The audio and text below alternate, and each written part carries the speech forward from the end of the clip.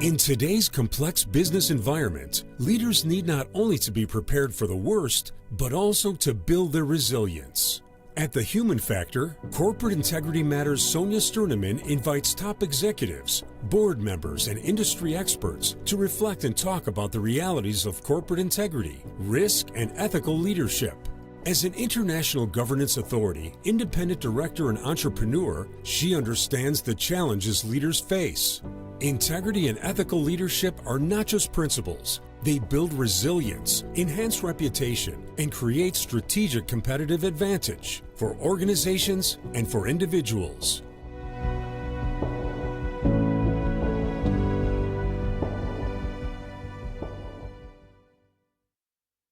So today I'm honored to welcome you, Melanie.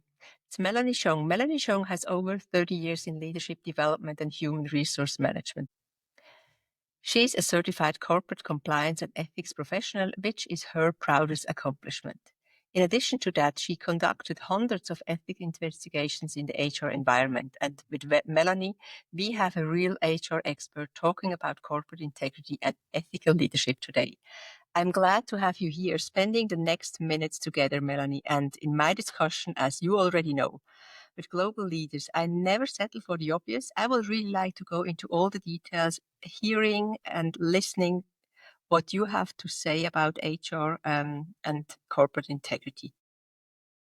Today, we also explore the unseen factors that influence decision-making in HR. What experience we have shaped our guests today. Melanie, I'm really looking forward to hear more about you. Thank you for being here. Thank you so much for inviting me again, Sonja. It's delightful to be back. I can't believe it's been 3 years. It's really a long time ago, and I think there are so many things also changing right now, but maybe also in the last 3 years. And as you are really working together with HR departments, HR responsibles, are there any things you have recognized over the last few months, maybe? Because also when it comes to the changes we see on a global level, are there any impacts you can also share with our audience right now? I think that some of the changes that are occurring is that HR maybe has been a little sitting back. We knew what all the laws were. We knew what all the applications were. We knew how to guide our clients or, either internally or externally through those processes. And now we have to kind of wake up and reassess how we go about doing our HR business to guide our leaders and make sure that they are making ethical decisions as well as lawful decisions. So we have to be very sure that the information we are providing and the guidance, because that's similar to an attorney, HR often is providing guidance, not dictates. If we get into the role of you have to, they won't. We have to show why. Why is it a good business decision? Why is making initiatives for the corporation a business decision rather than a mandated decision? You are mentioning right now with this guidance. So I was just asking myself, so what is the role of HR, or how do you see the role of HR when it comes to corporate integrity and ethical leadership? Because I think when I talk to leaders, also when it comes to business leaders, but also to HR leaders, I think, or I'm not sure whether these roles and responsibilities are always clear. So what do you see? I agree that the roles are often blurred. And I think that, I'll be honest with you, I think that HR needs to take a lot of that responsibility on themselves, in that we get focused and caught up in getting the people there to do the job, right? But we forget about what should we be doing in terms of how we get them, but also how we care for them and provide an environment where they can make good decisions, that they are not pressured to make decisions that end up with the company becoming at risk, for whatever reason.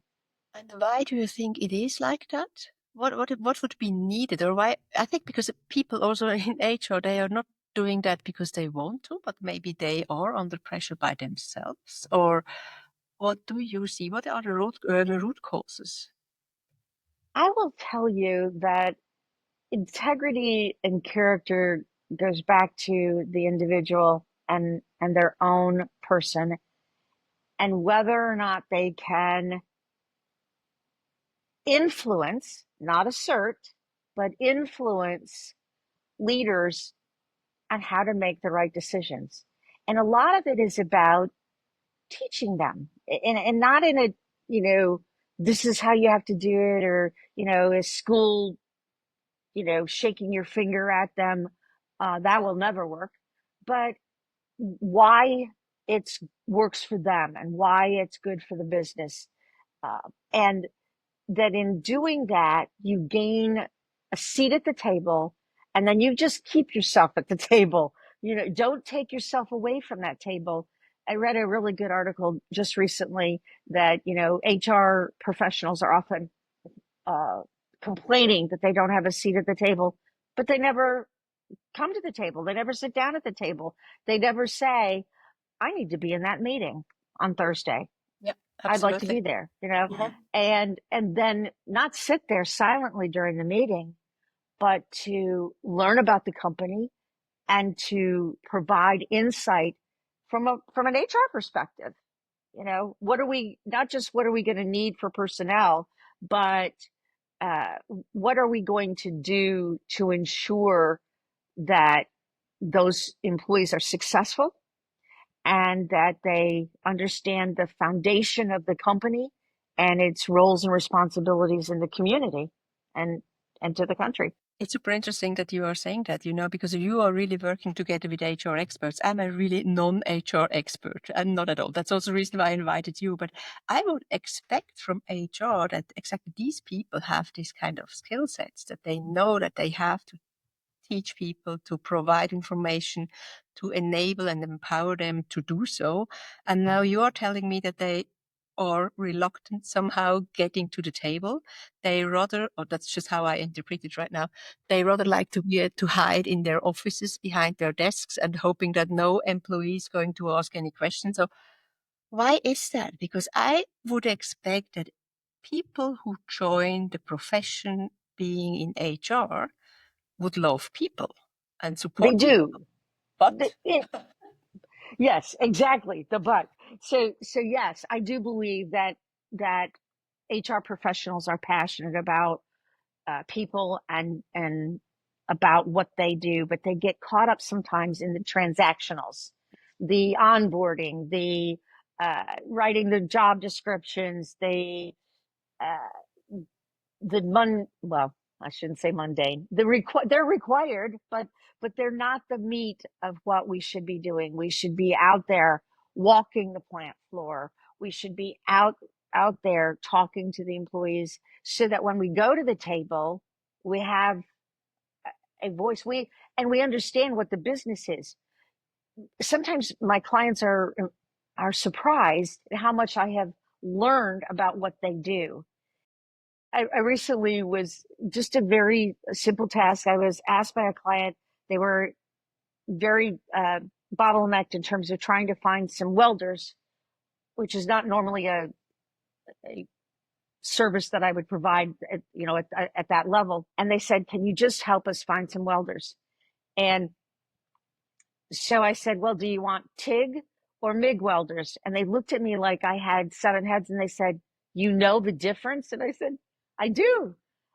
Because when I was with another company, we were building huge military ships, and we had lots of welders.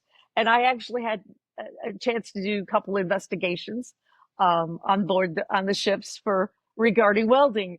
And by the way, they passed with flying colors. What was alleged was not true. So, but I learned what the difference was. I learned what they did. And I will tell you that the hiring manager told me that I brought him the best candidates in welding that he's ever seen in his career.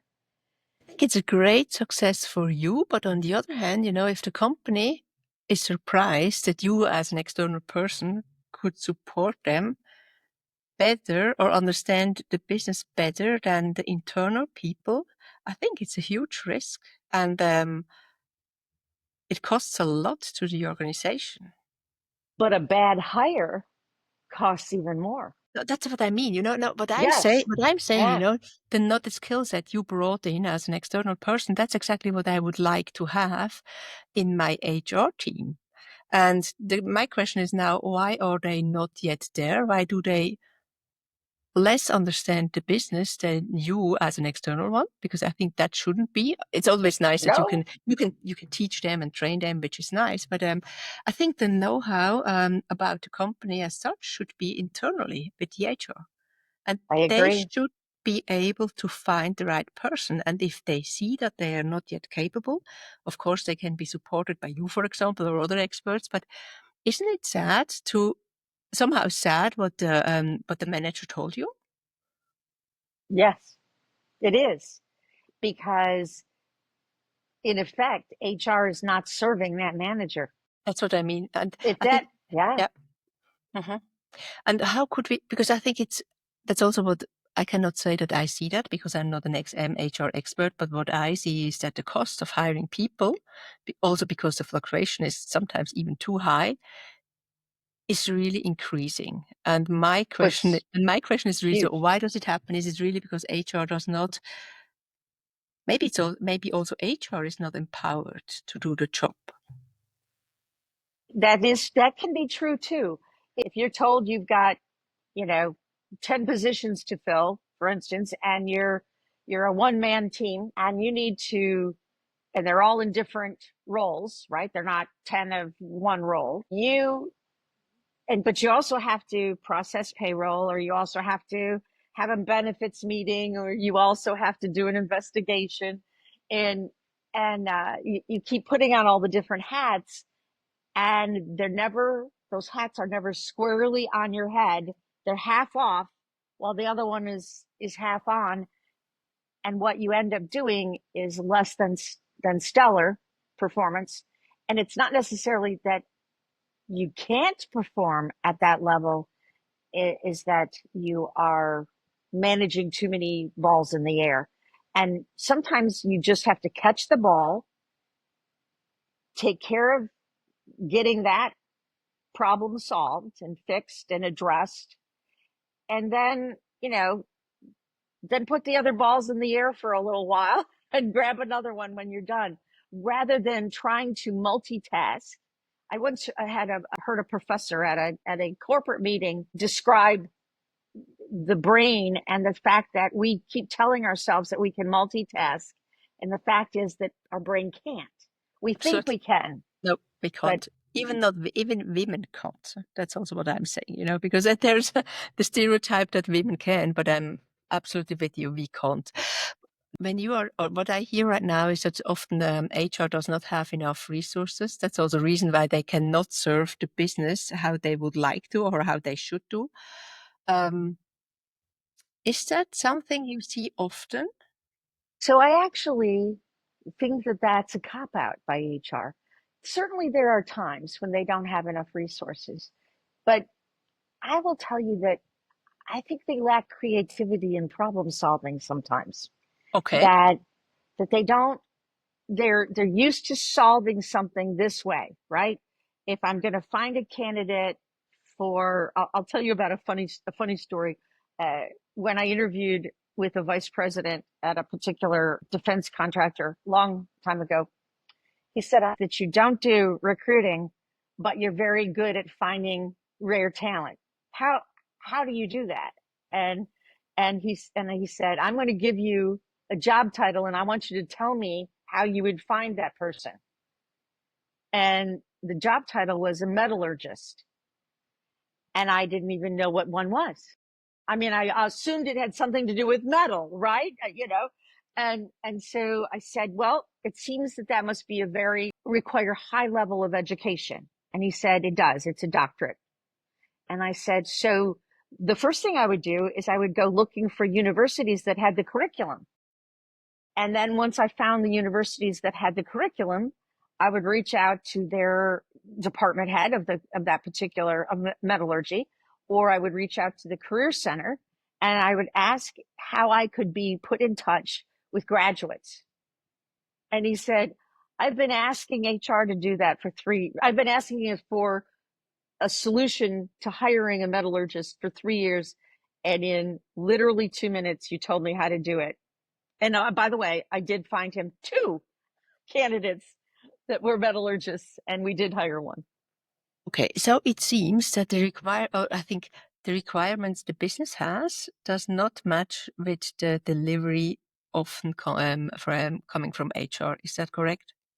I believe that happens a lot, and I don't mean to insult my professionals within, but I think that the most important thing you can do is to listen carefully to what they need, and stop thinking about in those seconds how you're going to solve it, but instead think about how you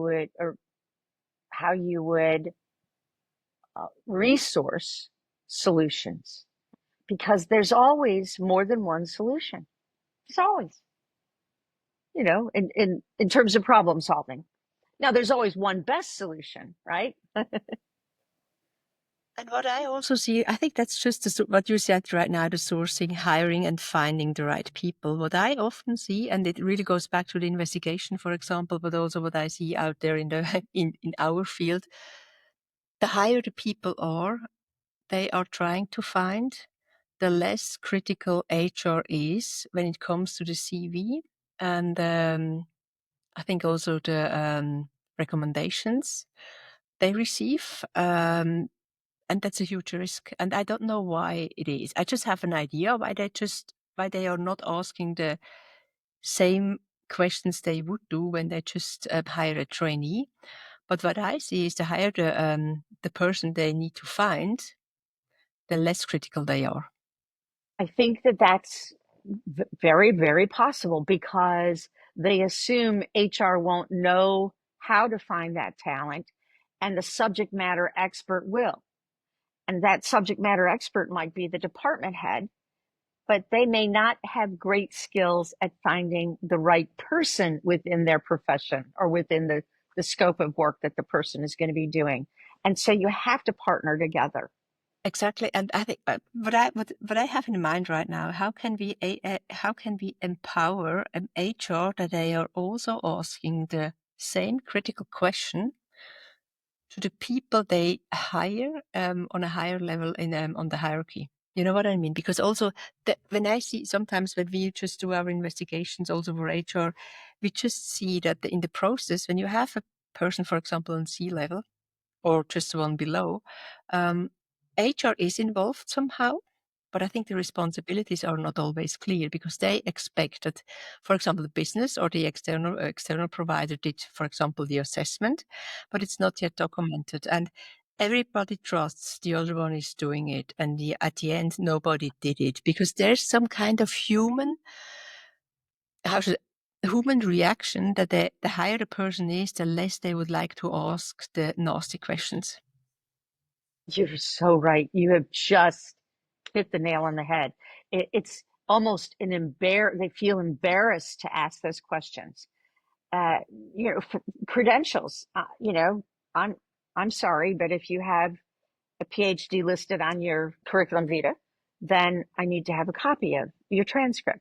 I need to have the proof that you did the work. You need to be able to vet not just a fun to have interview with someone. Oh, they're very engaging. They're very, interesting. You have to ask the hard questions, like you said, and you have to not be embarrassed to ask them. To say, Absolutely. what was an ethical mistake you made early in your career? What did you learn from it? What was the compliance issue that you had with your team, and who did you use to help solve it? Asking meaningful questions How can we empower HR to do so? Because I think it's not yet done. I think maybe in some of the companies it is, but I think it's just naturally that they don't want to ask these kind of questions. How could we do that? How could we support? I think also now our audience now is listening to us, hearing all the nice or great advices also you are sharing right now. How could we empower them? I really believe that what made a huge difference to me in my ability to serve my clients was being at the table with the compliance and ethics officers in the companies that I have been in, and hearing, them listening to me and me learning and listening from them, and realizing that we had the same goal and mission, that we were not working at polar opposites, and we were not working against one another. We actually had the same mission, and that was to protect the company. Absolutely. And not hiring, bad people for a good company. That's also what happens, You just It bring in, does. it's not meaning bad, but, people with another level of integrity, maybe the complete opposite of as you have, also when it comes to the code of conduct. And that's also what I say, be careful who you are going to hire, because you have a great team right now, and you can really change the dynamics, but also the culture with hiring the wrong people. Definitely. And also Yes, absolutely. you also put your organization at risk. With every person, you have not done a real assessment, knowing what kind of integrity level they have, what kind of leadership ethics they bring with. You put your company at risk, your entire team, We and do. also your future. We often spend more time in a hiring process, focused on the offer and negotiating the offer with the applicant, than we do questioning them about how they lead. You can tell if you spend enough time, and that's key. I just finished an executive search recently, and it took 6 weeks, not to find this person, 6 weeks after I found this person, to make sure that they were the right fit. Yes. And this particular client had never hired that level of an employee before, in that role before, and I knew I had to get it right. And there were late night phone calls, there were early morning phone calls and texts, and there were just not almost, there was daily contact where we talked, because it wasn't just about the skill set. In fact, I probably didn't know the real skill set that that person had and how it was going to be a match, but I knew what the character had to be for this client. Wow. So I just had a spontaneous idea right now. So I think we should just do a webinar training other HR professionals to do that with the experience you already have. So maybe I could convince you that we should do that for our audience too. That would be great. And you know what's comical, Sonia, is that my least skilled area in HR is recruitment. It's my least skilled area. I never did it. I know, but it's for some reason, because I use the problem solving approach rather than get a body in the chair approach, it works. And I think that's also the worth and the value you bring to the company. So, Melanie, I think we would have also topics for the next, I don't know how many episodes right now, but I would like to thank you for your valuable insights and reflections of today. So, and you really outlined what is important in the role of an HR person who could support the business when it comes to corporate integrity and ethical leadership. So thank you very much. I highly appreciated your contribution, and I'm sure also our audience does. And maybe I can convince you that we have another episode or webinar sooner or later that year. So thank you very much. Thank you so much, Sonia. Have a wonderful week, and I look forward to connecting again. Thank you. This was another episode of The Human Factor, Corporate Integrity Matters. With one of my highly appreciated guests today, it was Melanie Shong, where we uncover the leadership strategies that define governance, risk, and resilience. Guided by the principle, corporate integrity is the foundation of trust, resilience, and long-term success. Thank you for listening. I'm Sonja Stirnimann, your host. Stay aware, act decisively, and lead with integrity. Take care and have a good time.